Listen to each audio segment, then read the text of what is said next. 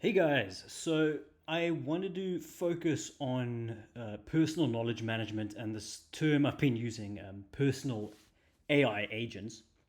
And the context from the previous videos, if you've followed along from now, is that there's this idea that I think AI can be beneficial on like an individual level if you maybe use the right open source tools, and a lot of the open source models, especially if they're made available more cheaply and accessible in different ways. And I'll go into a little bit about that today, and just give a bit more definitions around this because I've been using this word a lot.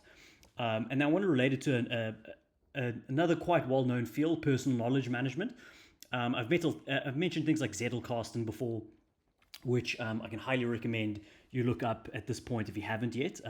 It's a very specific kind of personal knowledge management system that personal AI and coding agents and the sorts can be highly effective for using for a number of different use cases, and a number of different fields, not just technical, but really both. Really, like in this information age, it's highly useful to get familiar with some of these tools if you like aspire to like learn to the fullest of your ability, not just for your job, but just like for personal fulfillment and all these kind of things. And that also comes down to like where I mentioned things like virtue ethics. So if you're familiar with that, that's more about like sort of fulfilling your own personal potential, whatever that means to you. And I think a lot of these tools are actually quite accessible now, and ironically, despite the artificial intelligence quote unquote industry being as centralized as it is, it seems to be one of those industries that's diffusing so much faster than previous big tech breakthroughs. So if you think about like search engines, just to go on a tangent, search engines like Google in 1999, 2000, it took a very long time before you actually had like competing search engines to really take away market share from Google after they like definitively won against Yahoo. And since then, search engines have typically been, obviously very centralized. It's only a handful that you can really make use of. I mean, there maybe technically are a couple of less centralized ones. But when it comes to AI, the irony is it seems since very recently, November 2022, you had ChatGPT, the first really sort of publicly available commercial chatbot. Since then, the technology is diffused in all these ways, down to personal AI agents. So I'm going to walk through sort of like maybe a little bit of a prehistory on that for people who aren't aware, because I want to give these definitions in a broader sense. And I will mention a few tools, but that's not the purpose of this video. I will make future videos sort of outlining my personal takes on some good tools to use depending on the use cases, and especially if we build more advanced systems bottom up using these tools. So I'll go into a little bit of that. So what do I mean by personal AI agents? Well, yeah, everyone's familiar with ChatGPT or Claude. At this point, that's effectively a chatbot that's interacting with a large language model, right? Um, what sort of evolved from there? And again, I'm not an expert in this. There's probably way better videos which I'll later reference or retroactively attribute at some point. But large language models, as sort of these fancy autocomplete machines, as people are familiar with them, they're very useful in the chatbot context. They immediately seem interesting. And I think that's why a chatbot was one of the first publicly available instances that went popular with a large language model. And I think OpenAI understood this when they did that in November 2022. I mean, maybe apparently they didn't, but who knows? The point is that immediately they're interesting because you can't necessarily predict exactly what these things are going to respond as, and there's something interesting about that, and we discussed this in the previous two videos. There's something about introducing a little bit of randomness into a system, where there's a digital system, in this case a large language model. There's something that makes it intrinsically interesting, that you can't quite predict what it's going to do next. And there's obviously something about that makes just generally having conversations with people interesting. There's all these kind of things that are interesting to us, that we're very good at dealing with, like unpredictable but potentially interesting situations. that's why we like podcasts. That's like why we like conversations. And I think that's why chatbots are hugely successful. So that's been the predominant way that most people have been interacting with them. But of course, it was quickly realized that you can extend this utility by introducing some kind of level of reasoning into chatbots. So extended reasoning goes from predicting just a handful of words and extrapolating on that to really sort of taking a step back, just like a reasoning person would do, and sort of reason out a few steps and sense it to say like, well, what is this person actually asking me about? Are they asking me about XYZ, or do they also mean ABC, and so on and so forth? And they can actually reason out a few sentences and from there actually answer responses, right? So that kind of reasoning definitely caught me off guard. I sort of underestimated large language models up until that point. And again, I'll probably be like criticized by like more technical people on this. But again, like I think these kind of tools catch people off guard in different ways because of their sort of the unpredictable nature of how things emerge from this particular technology. Anyway, so with reasoning came about a next step, which is a coding agent, or just agents in general, which basically can take large language models, a chatbot interface, reasoning, and then you introduce a loop with the ability to execute certain kinds of instructions, whether it's within a web app interface, within a folder on your computer. And we technically refer to that as like an agent harness. So it's sort of the software, the system prompt, and all these things that sort of go into allowing it to do these tasks within a loop. And it can carry on doing that until some determined point that it's set for itself.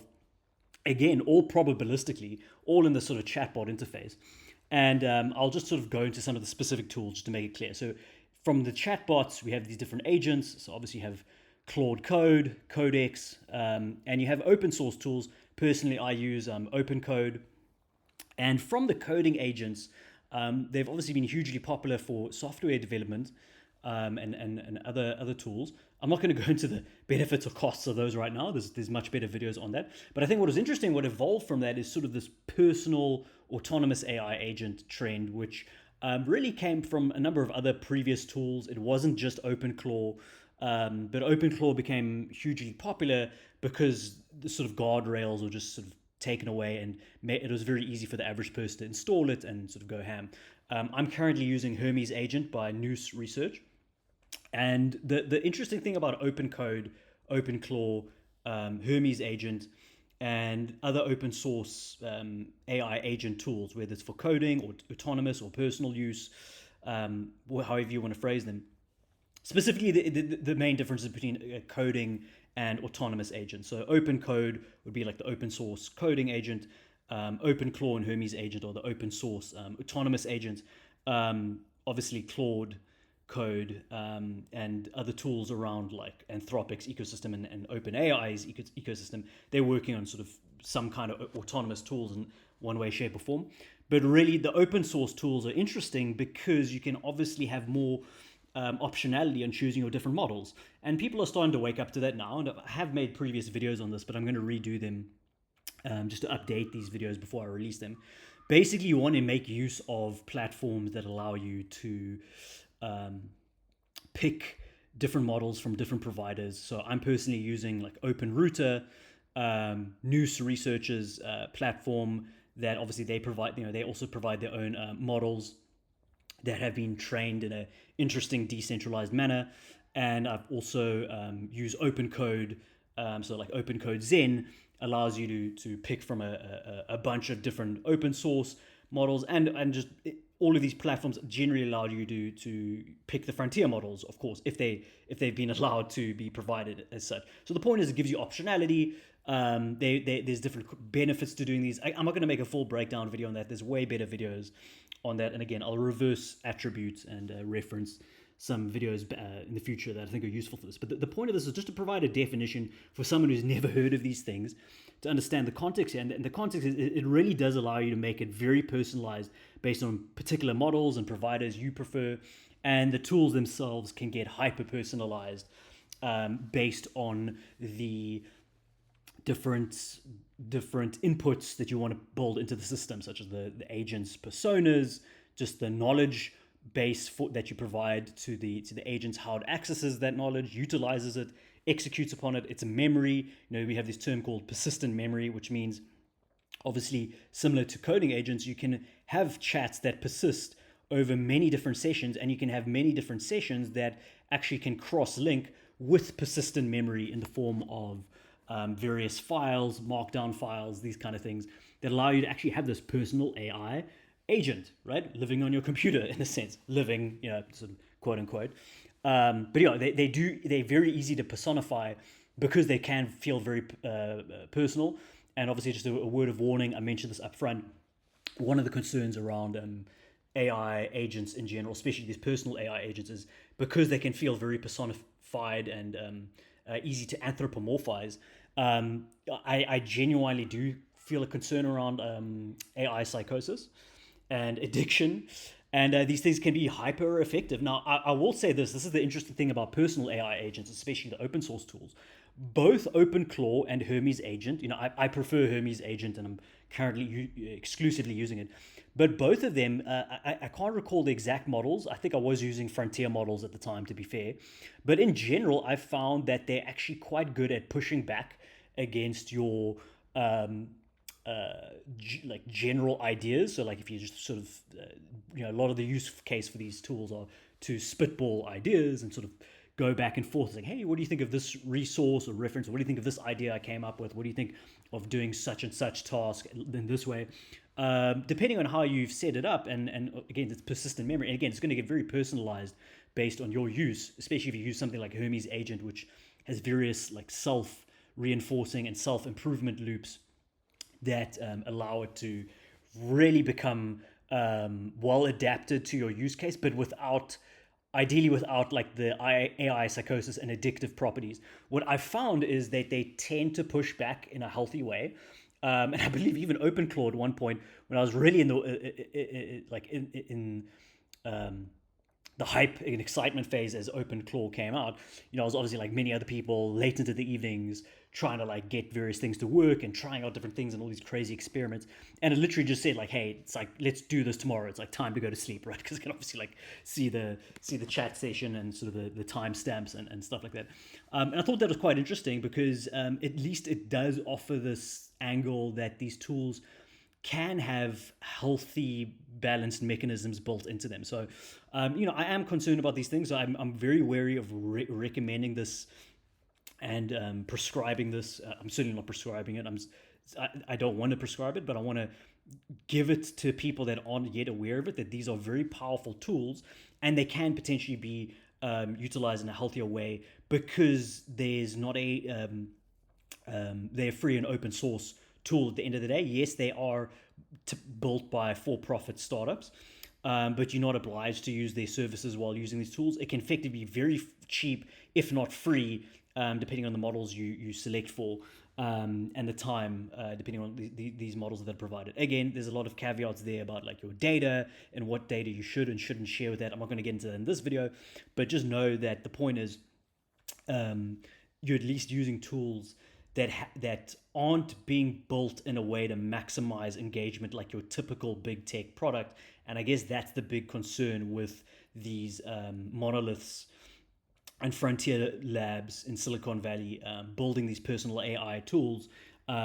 because we kind of know how that story has played out with different social media platforms, and we can only imagine just how hyper addictive and potentially isolating these tools can make someone if they're not careful, right? I mean, if social media can do what it's done to people, these things are going to be much more powerful than that. So again, I'm very cautious around these things. It's easy to hype them up and promote them and build businesses around them. And I personally want to help consult small businesses and medium-sized businesses, maybe potentially large businesses. I mean, they don't really need me, but I'm pretty good on the personal level because I understand the deeper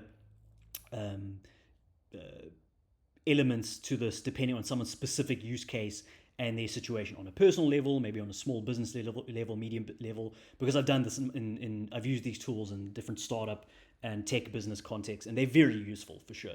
But the reason I give all that preamble is to say, yeah, these tools are great.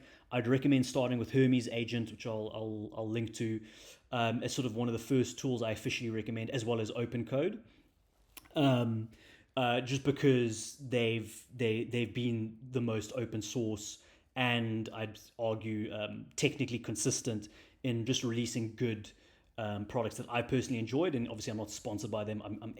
My aim is to not get sponsored by anyone in the AI industry, ideally, just to be as neutral here. Because the point isn't that. The point is to give someone these tools, because this is the base of everything else I want to eventually build into in the future. And what I mean by that is, if you have these tools, you now have a very powerful tool that can work with all these other personal knowledge management systems, which I'm about to get into. Okay, and I'll get into why even go into all this, how it relates to the previous video, which was about, there's all these different personal perspectives people have about AI, and you'll see where this is going to go in a minute. Okay, so that's on the topic of personal AI agents and what they specifically are and what they can do. Once you have them, personal knowledge management then becomes the most important thing, because they're going to leverage or can leverage these tools. And of course, I use Obsidian in this regard, but you can really use any tool that, ideally you want to use markdown files, just because most of these tools are using markdown. But Obsidian is naturally sort of, again, it's a free tool, but it is closed source, but its ecosystem is very open. It's got a very active plugin, open source plugin ecosystem for pretty much turning Obsidian into your sort of integrated development environment for almost anything, which is great. Even right now, as am I doing this call, this is one particular plugin, Excalidraw. Many people are familiar with it. You'll be familiar with this kind of format. It's a great tool. It's a free plugin in Obsidian. And the point is that once you've got your own personal knowledge management system, even if personal AI agents disappear one day, you still have all this data, right? Even if this trend dies out, even if AI fizzles out or you get tired of it, you still have this base foundation of personal knowledge management to work off. But I don't believe that's going away anytime soon. I think that they are going to coexist in this interesting way. So let's dive into personal knowledge management. Now, the cool thing about this is, I first want to talk about a psychological phenomena, in my subjective opinion, which is, I think one of the main issues around like what I discussed previously. If you didn't watch the previous video, the quick summary is, obviously there's a lot of fierce debates and really just fierce arguing and unproductive arguing around AI. I think out of I think deep down everyone does have good intentions, whether you pro AI or anti AI. But I feel like that spectrum is too one dimensional. It's literally one dimensional. So I provided a sort of spectrum. Let me just scroll up to it while I'm here. I provide an example of a slightly more multi-dimensional spectrum, which is, you can think of three broad perspectives toward AI, which is like generally optimistic, generally pessimistic, or generally neutral and skeptical, which I think is actually one of the broader positions that isn't necessarily accounted for as much.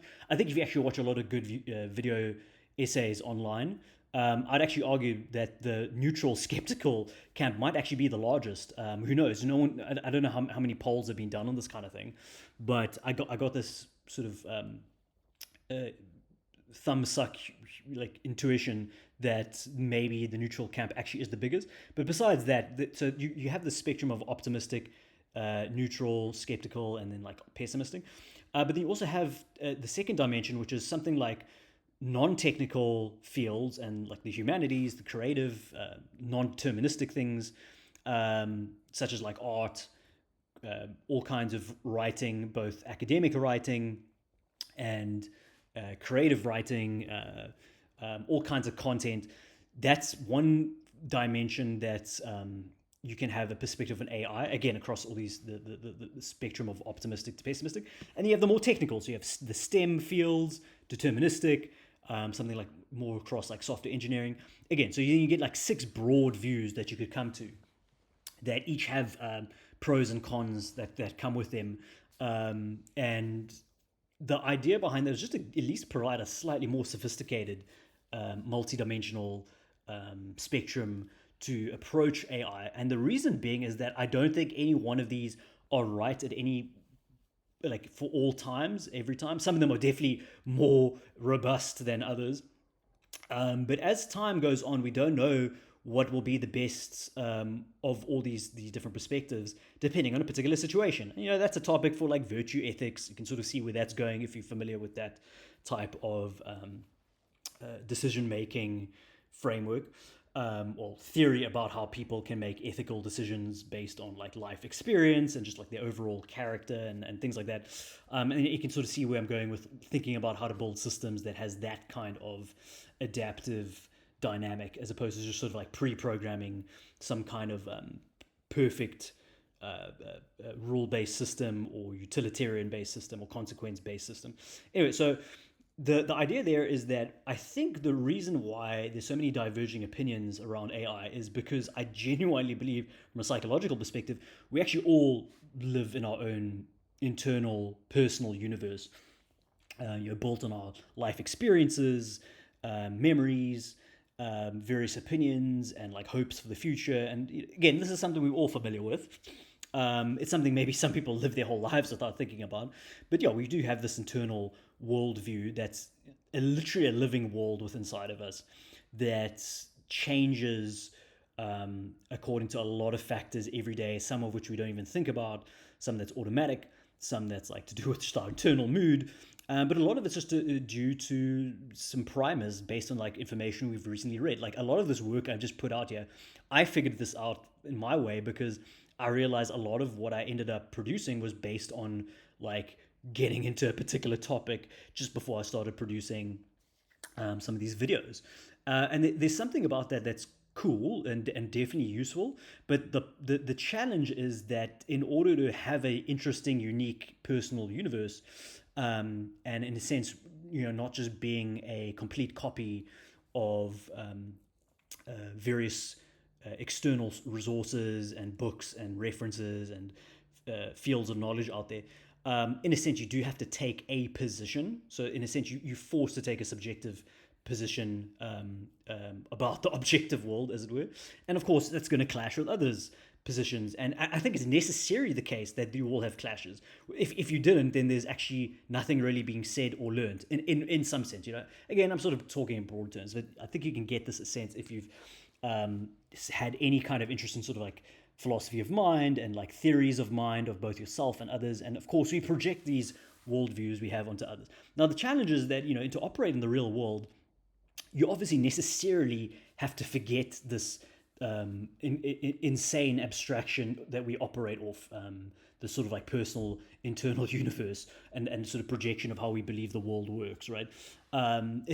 We can step away from it, and like with like tools like meditation and reflection and all kinds of things, we can, after the fact, and analyze ourselves and like others, whether it was like a particular conversation or debate one had or decisions one had, and you can sort of identify, oh, okay, this is where this came from in my particular worldview.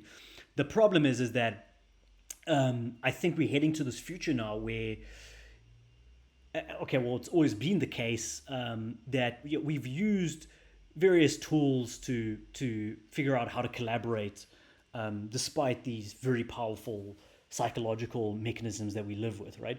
So obviously we have language, we have institutions, we have powerful technologies and communication mediums, writing, all these things that help us collaborate between our different worldviews and collectivize different worldviews in the form of like teams and groups and communities and organizations and with these different structures. Again, I'm very much oversimplifying this, and there's much more interesting ways to like discuss these things. But for the purpose of the discussion, I think on the personal level, we kind of understand this.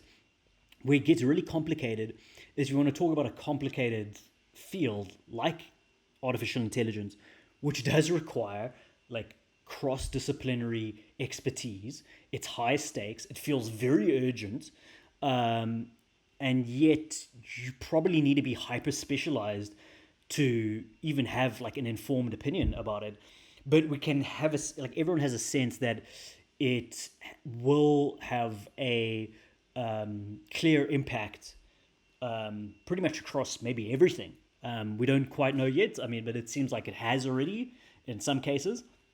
That's up for debate. Most of it may be just narrative driven, but even then, I mean, even as a narrative, it's still pretty powerful. I mean, people have now lost jobs and had layoffs. Companies had layoffs, and they've cited AI as being the example. Now, whether that's a narrative or not, AI has been part of that discussion, and that is going to color a lot of other decisions that come out of that. So these are very highly emotional topics that cause people to want to band into well-defined groups. So you got like the AI accelerationists, you have the AI safety groups, which, to be fair, have been well-defined, have been discussing this for many decades. Again, they get labeled with all kinds of different things, and they have their weaknesses too, and I think they self-admit their own weaknesses quite a lot. You obviously have the neutral, skeptical camps, which probably have the least to gain either way. They're obviously just annoyed with all the AI hype. But the point is that in this whole discussion, it's just highly emotive, and I don't think you actually have productive discussions in these kind of dynamics, especially on social media, which also incentivizes all kinds of engagement bait and talking in very black and white terms to cause divisive reactions and these kind of things. So it's like social media combined with all this just makes it highly unproductive. And there's a way in which, if all this happened maybe in 1995 or something, before social media, ironically, we'd probably have like a very different kind of AI industry. Maybe it's complete speculation, but just something to think about. Like when you think about the context of where this AI industry is and all these debates happening. But going back to personal universes, that definitely is the case. I think personally that we all have this. We function in the world with these different kind of heuristics to shut out different competing worldviews, to go about our day or work on the companies we work on, and it's necessarily the case. So so like in order to like actually do anything in the world, you effectively have to like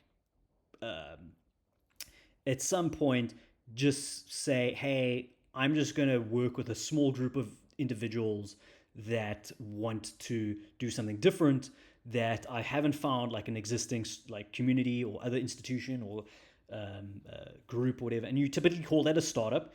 So Thiel talks about this in 0 to 1. So it's quite a cool way of thinking about things, right? So it's like a startup is a collection of individuals that have a definitive bet on the future. And a startup is the smallest but also greatest number of people that you can convince to join you on this sort of journey toward trying to work toward a different future, right? But what's I think is interesting is I think we're moving into a world now where that doesn't have to necessarily be the case with the kind of bottom-up systems we've been discussing thus far. It could be more in the forms of networks and communities that actually organize around these things. And that has been the case, I think, for like the last 25, 35 years since computer-mediated communications have evolved in different ways and forms, right? It's just getting to the point where people can actually collaborate, work remotely on different projects in all these different interesting ways, right? So, but going back to this broader point, so where all this comes in with personal AI agents, what we typically do is in our little like personal universes and collaborative personal universes, like between like a few people in a startup or a community, is we occasionally do these like intergalactic things with like other alien intelligences. The analogy I'm saying is like, obviously people that have completely different worldviews to us, and we're hoping to avoid like a hostile response. It typically feels like that, and we also respond in a hostile manner. And I think part of it is if you genuinely believe the little universe that you live in, that the future will go badly wrong because of someone else's incorrect worldview, well, of course you're going to clash. But there is a way in which, obviously, I think you can get a best of all worlds, so to speak, by finding the best like nuggets of information and ideas and collaboratively combining them with different kinds of systems, such that you can take away a lot of the difficulties of translating each other's worldviews, not just languages, which obviously translation between languages is a whole nother story, but between whole worldviews is an interesting discussion point. And if you think about it, like a lot of the major AI companies that exist today, they're effectively run by people with very strong worldviews, and a collection of these different strong worldviews.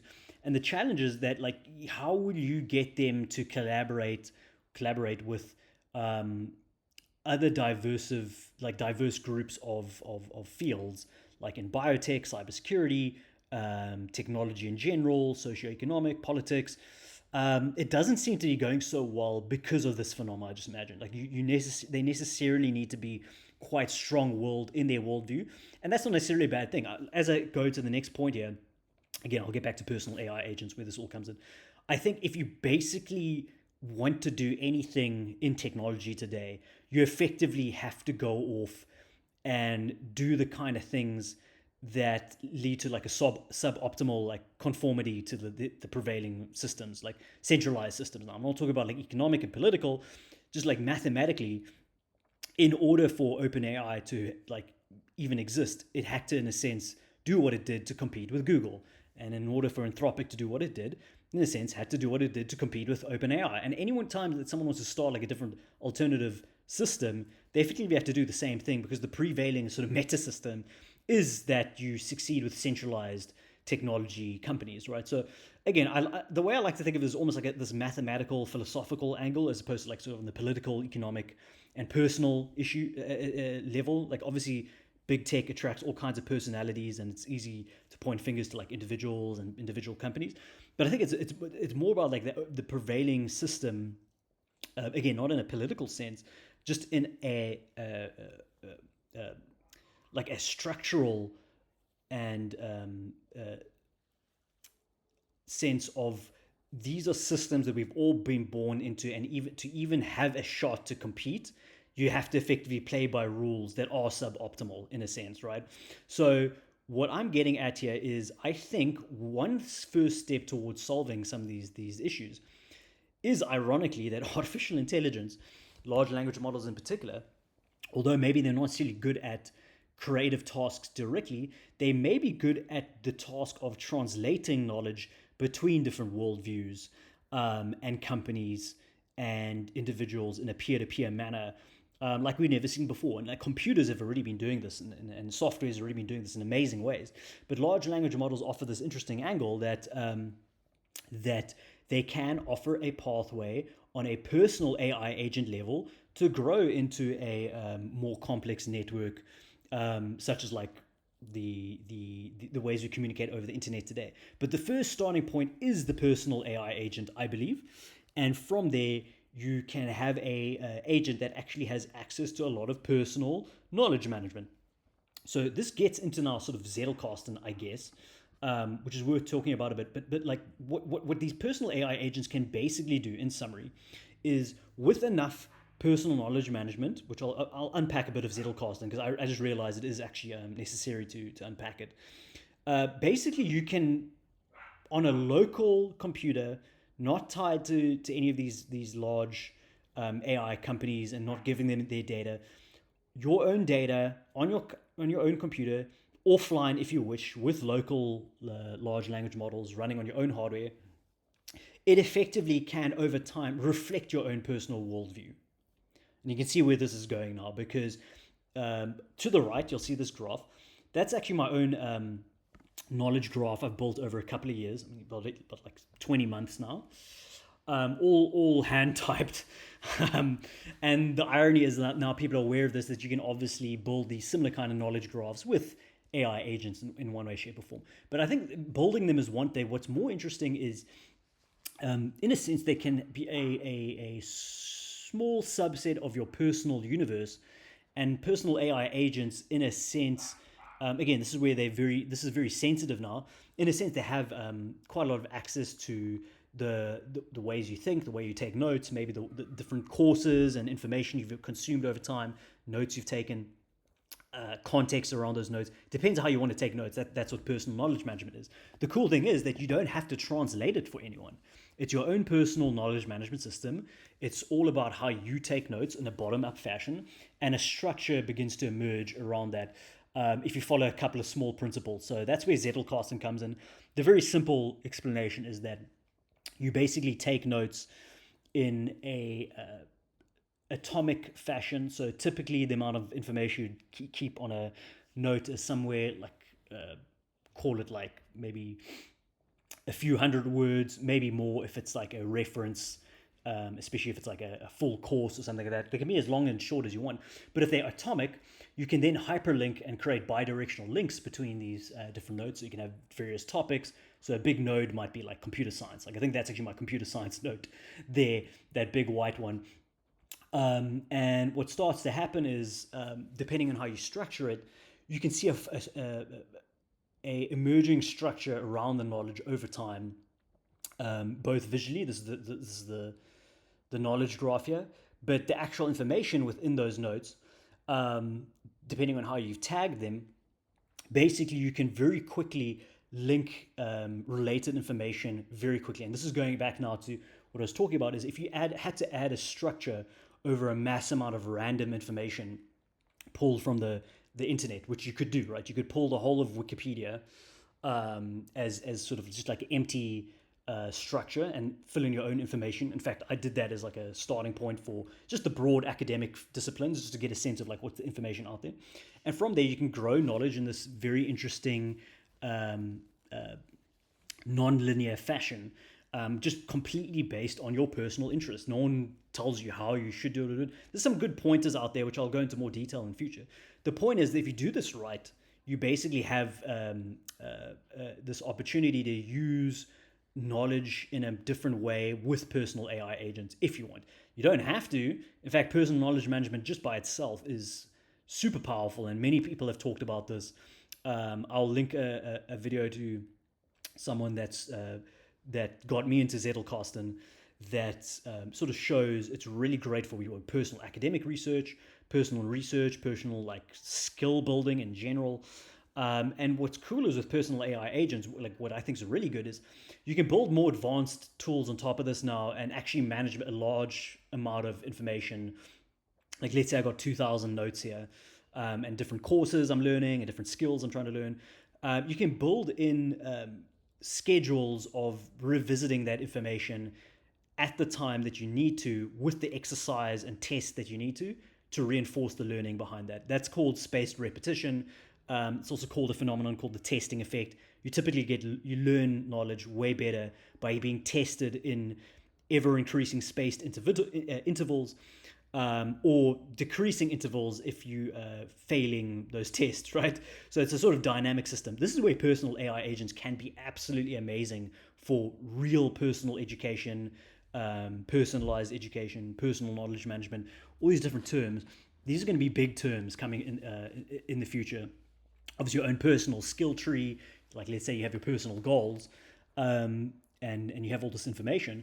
These personal AI agents will really be powerful for providing a sort of goal-oriented, kind of like a game. I mean, if you see like skill trees in a game, I mean, you can really build out these kinds of global skill trees that you want to learn across different fields. One particular system I really like is Math Academy, which I am a customer of. And I think there's different versions that are getting built by different companies now that are inspired by Math Academy. But yeah, they basically use a lot of these principles of exercise-driven learning, skill trees, revisiting exercises spaced in time at the right times, assessments that determine like how to space the next exercises, these kind of things. You'll be able to do this in a sort of meta global skill tree, I believe. Yourself, you could build this yourself using your own personal AI agent, but I myself am going to look into some optimal ones for myself, and if I think they're worthwhile sharing in a general sense, I'll definitely put them out. It'll probably be like just a combination of simple skills, as well as maybe some good resources to make use of. But yeah, Math Academy is definitely a good model to think about when you want to think about like personal knowledge management, because most of personal knowledge management is revisiting and remembering stuff. And in order to do that, it's like the harsh truth is it is spaced repetition and the testing effect. Like no one wants to hear that, especially in the age of AI, but I think it's the harsh truth. But these tools will be powerful for that. That is the good news. So I think that gives enough about these main topics. Where it fits into what we've discussed thus far is that once you build this out, I think what's cool is the next step is connecting with a small group of peers. And again, you do this like today, like Discords and we do this with Discords and internet relay chat and small communities, social media to a degree. But on a peer-to-peer level, what's pretty cool is you can have like autonomous updates between each other. Again, subject to like cybersecurity risks and all of that, at least in a trusted small community. Again, so when I talk about like a lot of these networks that I'm interested in allowing people to sort of experiment with, these are experimental networks. They'll probably start within like a startup, within a small community of people you probably trust, maybe even on your own local network, even just with your own like different computers that you've set up these agent tools with. But one of the cool things about this is once you do that, all of this starts making a lot more sense with using personal AI agents to sort of reflect your elements of your personal universe that you're willing to share. I think that's a key point, is how do you segregate private versus like publicly signaling information. And some of it I'm starting to think about is like almost like in a mass multiplayer online RPG, kind of like how you reflect like public information about your character, not like a profile, but in a sense people can see, okay, I see what you're about, like you're about these kind of skills, these kind of topics, these kind of things. And again, that's like almost like a YouTube profile or social media profile. You can sort of get a sense of someone by like kind of what they're sharing. But I'm thinking about it in a much more broader sense, in a way like someone who's played like online games can relate to this. You can share a lot more information about your self very quickly if someone's playing the same game, if that makes sense. So if it's like World of Warcraft or Dota or even just something simple like chess, you get a lot of information about someone just based on like a couple of like summary things about them, and then like seeing how they're operating, right? You could probably do that in a peer-to-peer sense, in a trusted environment. How you would do that in a trustless environment is the subject of a future video. I personally believe there's some interesting ways at which you could probably leverage elements of the Bitcoin Lightning Network. Again, this is just my personal opinion, and I'll dive into like a full broad sense of like what my version of these like experimental networks could look like. Someone else could completely disagree and think that you probably need to do something different for like a trustless environment. But just a way to add a set of like incentives and disincentives to prevent things like wasting each other's like tokens, like if you're doing like a back and forth agent to agent conversation. Things like disincentives to ensure that, if someone tries to like attack your let's say you open up a channel with them, someone wants to attack you, at least then there's mechanisms to cause you to take money that's at stake, that you sort of stake together on this trustless peer-to-peer channel. So at least there's some kind of disincentive mechanism and incentivizes you to sort of open up to a more trustless or less trusted environment. I'd say this is unfortunately never going to be fully trustless. It's never going to be fully decentralized, but it's just something to think about, like with peer-to-peer design principles. Something I thought about. I've worked in the Lightning space for quite some time and seen some very interesting principles emerging from what future peer-to-peer networks could be if they leverage some elements in a very specific way, not building the entire like identity around like the Bitcoin or Lightning network or any decentralized network for that matter, but rather just taking some of those principles. So that's the subject for a future discussion. But you can understand that if you manage to build a powerful enough personal AI agent system and peer-to-peer protocol, or like protocol, experimental protocol, which people can like build upon, of course, because a lot of these are going to fail. This is all highly speculative. A lot of people are going to fail at this, and I highly recommend not trying to like skip toward a sort of economic network like a lot of people are trying to do.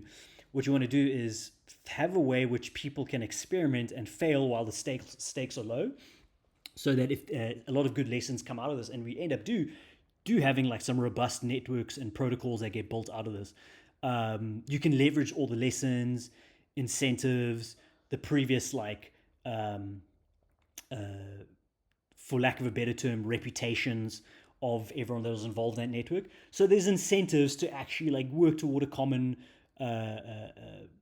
like end, if you will. Like there's a lot of topics around that, but it just puts in context why I think about personal AI agents the way I do, personal knowledge management the way I do, and like Zettelkasten. You could imagine like Zettelkasten for humanity would be like if each of these nodes represented different individuals that fit into the world in different ways. You know, we all related in all these interesting ways, like a broader social network. And it'd be nice if the kind of protocols that we were like connected with each other with weren't just like social media algorithms, but rather things like, hey, like who are the actual people you would connect with, and you don't need like a centralized platform to do that. It can be in a more peer-to-peer networked fashion, and it's networks that maybe you opted into and can opt out of or merge into, and these kind of things. That's when I talked about like if you want to really think about interesting design of like what we could pull from this like possibility space from these bottom-up systems, really allowing people to experiment bottom-up in different communities and like different interesting things emerging out of that. Yeah, that's where you'll start to get alternatives to like these hyper centralized social media platforms, which are starting to really, I wouldn't say collapse under their own weight, but I think their utility is like under question, even though that you're sort of forced into their network effects. I think these kind of systems we're talking about here will offer a very good alternative to that, and hopefully, if all goes well, I mean, like there's some angle of at least a less centralized AI ecosystem that can maybe like emerge from these kind of ideas. Not this thing, and I'm mentioning in particular. I'm sure there's way better ideas out there than this, but it's just my current version, and I just want to put it out in my own words to hopefully find other kindred spirits or people that resonate with this before I start like sort of just mass merging all this different knowledge together with like actual communities and references and fields of knowledge out there, because it's again, it's my personal knowledge right now that I'm sort of putting out there. I'm trying to show like an example of that. It's sort of in my own words. So yeah, the question, personal knowledge management, when does it become like public knowledge management? That is a really good question. It's something I'm thinking about, which I'll discuss in a future video. You could almost think of like a public Zettelkasten, which is interesting because it's really about the relationship between information, not just links to information. You'll understand that if you've tried these different information management tools yourself personally. But yeah, I'll probably do a whole separate video on that. But yeah, that's it for now. Again, this one's a little bit more rambling, but I felt I wanted to show this like this relationship between personal AI agents, this like psychological phenomenon, but like personal universes, and where personal knowledge management comes in. Like this whole term personal, it's a bit of a buzzword, but I think this is where it actually comes in, is thinking about these broader topics, how they combine together, and how it might combine in like a peer-to-peer fashion in the future. Cool, that's it for today, guys. Cheers.